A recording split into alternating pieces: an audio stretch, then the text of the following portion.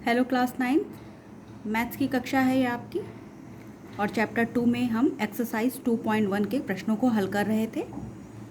प्रश्न संख्या 5, बताइए कि निम्नलिखित बहुपदों में कौन कौन बहुपद रैखिक हैं, कौन कौन द्विघाती हैं और कौन कौन त्रिघाती। तो प्रश्न में हमें क्या पता करना है कि दिया गया बहुपद कैसा है, क्या वो रैखिक है या द्विघातीय है या त्रिघातीय है। तो चलिए इसका पहला खंड हम हल करते हैं। दिया हुआ है बहुपद एक्स स्क्वायर प्लस एक्स। अब इसमें ध्यान से देखिए कि इस बहुपद में जो चर राशि x है और इसकी अधिकतम घात कितनी है, 2 है। तो दिया गया बहुपद जो है वो किस प्रकार का बहुपद होगा, द्विघातीय बहुपद होगा। यही उत्तर हमने लिखा है। दिए गए बहुपद में अधिकतम घात 2 है, अतः यह एक द्विघातीय बहुपद है। दूसरा है x माइनस एक्स क्यूब। यहाँ पर अधिकतम घात कितनी दिख रही है, 3 दिख रही है। तो हम क्या लिखेंगे, अधिकतम घात 3 है, अतः यह त्रिघातीय बहुपद है। तीसरा y plus y square plus 4। इसमें देखिए जो चर राशि है वो y है और y का जो अधिकतम घात दिख रहा है वो 2 है। तो अधिकतम घात 2 है, अतः यह एक द्विघातीय बहुपद है। इसी प्रकार से चौथा है 1 प्लस एक्स। दिया गया बहुपद है 1 प्लस एक्स। अधिकतम घात कितना है, x की घात कितनी है, 1 है।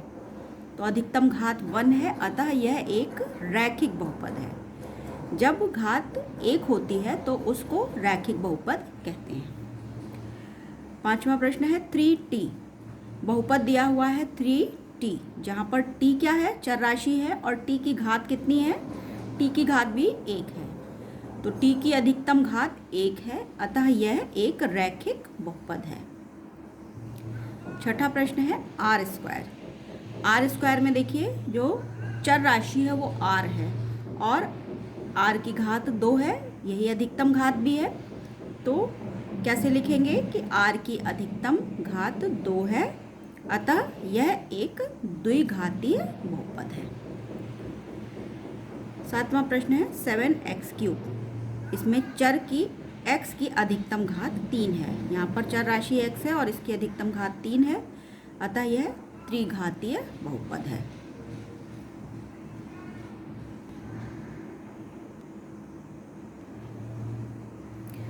अब हम प्रारंभ करते हैं एक्सरसाइज 2.2 प्रश्नावली 2.2। इसका पहला प्रश्न, निम्नलिखित पर बहुपद 5x minus 4x square plus 3 के मान ज्ञात कीजिए। बहुपद दिया हुआ है 5x minus 4x square plus 3 और हमें x के कुछ मान दिए गए हैं, अलग अलग मान दिए गए हैं। उन अलग अलग x के मानों के लिए हमें इस बहुपद का मान ज्ञात करना है। तो पहला प्रश्न है कि जब x बराबर 0, अर्थात इस बहुपद में हम x बराबर 0 पुट करेंगे, जहाँ जहाँ x दिख रहा है वहाँ वहाँ 0 रख देंगे, तो इस बहुपद का क्या मान होगा। तो इसको किस प्रकार से हल करेंगे, माना px बराबर 5x minus 4x square plus 3। इसको हम समीकरण 1 मान लेते हैं। अब समीकरण 1 में x बराबर 0 दिया हुआ है, x बराबर 0। तो x बराबर 0 रखने पर इस समीकरण का क्या मान आएगा, p0 इज इक्वल टू, जहाँ जहाँ x दिख रहा है बच्चों वहाँ वहाँ पर हम x बराबर कितना रखेंगे, 0 या 0 रखेंगे। तो यहाँ पर हम 5 गुणे 0 करेंगे, 5 गुणे 0 माइनस 4x स्क्वायर है तो x के स्थान पर 0 रखेंगे, तो ये कितना हो जाएगा, माइनस 4 0 स्क्वायर प्लस 3। 5 गुणे 0 करने पर 0 आएगा, 4 गुणे 0 स्क्वायर भी 0 आ जाएगा, माइनस 0 प्लस 3। तो 0 माइनस 0 प्लस 3, आंसर आएगा 3। इसी प्रकार से दूसरा प्रश्न है x बराबर -1। अब दिए गए बहुपद में हम x बराबर -1 रखेंगे। px बराबर पी एक्स बराबर 5x माइनस 4x² प्लस 3 समीकरण एक में x बराबर -1 रखने पर p -1 इज इक्वल टू, जहाँ जहाँ पर x दिख रहा है वहाँ वहाँ पर हमने क्या रखा, -1। तो यहाँ पर 5 गुणे -1 हो गया, यहाँ पर क्या होगा, -4 गुणे -1 का स्क्वायर प्लस 3। 5 गुणे -1 करने पर -5 आएगा, 4 और -1 का जो स्क्वायर होगा वो 1 हो जाएगा, और 1 गुणे 4 करने पर 4 आएगा प्लस 3। तो इन दोनों को जोड़ते हुए और प्लस 3 को भी उसमें जोड़ देंगे। -5 और -4 दोनों की समान चिन्ह होने की वजह से ये दोनों जुड़ेंगे, तो ये हो जाएगा -9 प्लस 3। -9 प्लस 3 करेंगे तो -6 आंसर आएगा। इसी प्रकार से तीसरा प्रश्न है x बराबर 2, पी एक्स बराबर 5x minus 4x² plus 3, equation 1 हो गई। समीकरण एक में x बराबर 2 रखने पर P2 इज इक्वल टू 5 गुणे 2 माइनस 4 गुणे 2 का वर्ग प्लस 3। 5 गुणे 2 10 हो गया, माइनस 4 गुणे 2 का वर्ग हो जाएगा 4, 4 गुणे 4 16 प्लस 3। 10 में से -16 में से 10 घटा जोड़िए इसको, तो -6 आएगा प्लस 3। फिर इसको जब हल करेंगे आगे तो -3 आंसर आएगा। अब आइए प्रश्न संख्या 3, सत्यापित कीजिए कि दिखाए गए मान निम्नलिखित स्थितियों में संगत बहुपद के शून्यक हैं। प्रश्न में क्या पूछा जा रहा है इसको समझिए। जो बहुपद दिया हुआ है उस बहुपद में कुछ मान दिए हैं x के, क्या वो मान उस बहुपद के लिए शून्यक है, इसको हमें सत्यापित करना है।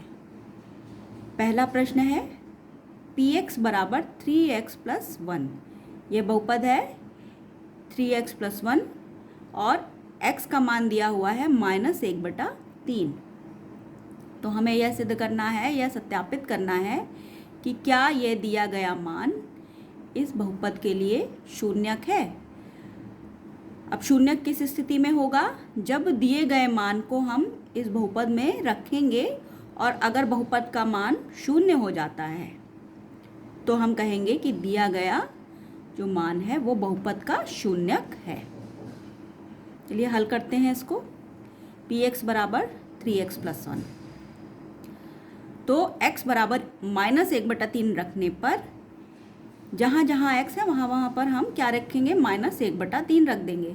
तो p -1/3 बराबर कितना हो जाएगा, 3 गुणे x के स्थान पर -1/3 प्लस 1। 3 गुणे -1/3 करने पर हमें -1 प्राप्त होगा और प्लस 1। -1 प्लस 1 0 के बराबर हो जाएगा। तो यहाँ पर आप क्या देख रहे हैं कि x का मान अगर -1/3 रखा जाए इस बहुपद में तो ये 0 हो जाता है।